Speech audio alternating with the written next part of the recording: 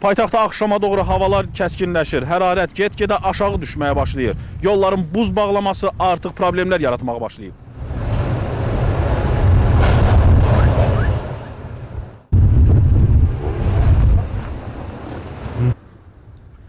Gün boyu sürücülərin əksəriyyəti fərdi avtomobillərdən istifadə etməsə də, bunun əksini edənlər yollarda çətinliklərlə üzləşdilər.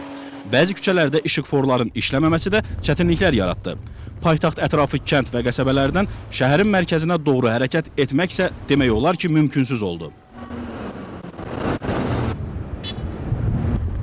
Yolların buz bağlaması bir yana, çovğun da digər tərəfdən nəqliyyatın hərəkətini çətinləşdirdi. Paytaxt daxili sərnişin daşımada xüsusilə ləngimələr müşahidə edildi. Nə vaxtı gözləyirsiniz? Bu düz 2 saat var burada dayanmışam. 14 nömrəli marşrut işləm. Hansı istiqamətə getmək istəyirsiniz? Biz Çermet mostunun yanına. Əmircan da gəlmişdi 2 saatla. Əmircandan gəlmişsiniz. Hə, 2 saatla. İndi də marşrut gözləyirsiniz. Hə, 15 dəqiqə. Yoxdur marşrut. Yox, marşrut yox, birində marşrut. Paytaxt yollarını buz qatından təmizləmək üçün xüsusi texnika cəlb olundu. Texnika gün boyu işləsə də güclü qar və çovğun yolları tam təmizləməyə imkan vermədi. Dövlət Yol Polisi İdarəsindən verilən məlumata görə paytaxtın müxtəlif yerlərində 50-yə yaxın yol nəqliyyat hadisəsi qeydə alınıb.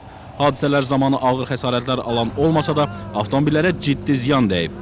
Gücləndirilmiş iş rejimində fəaliyyət göstərən yol patrul xidmətinin əməkdaşları isə növbəti dəfə sürücülərə müraciət etdilər. Paytaxtın Yasamal rayon ərazisi, Əhmədli hissəsi, Günəşli qəsəbəsi, Babə prospekti, Nobel prospekti, İnşaatçılar prospekti, Mikail Müşfiq dairəsi, Bakı kənar 3-cü dairəvi yol və digər yollarda buz qatı əmələ gəldiyindən avtomobillərin hərəkəti üçün müəyyən çətinliklər törədir ki, belə hava şəraitində yaxşı olar ki, ictimai nəqliyyatdan istifadə üstünlük verilsin. Hava şəraiti ilə əlaqədar bəzi marşrut avtobuslarının iş qrafikində dəyişiklik edilib.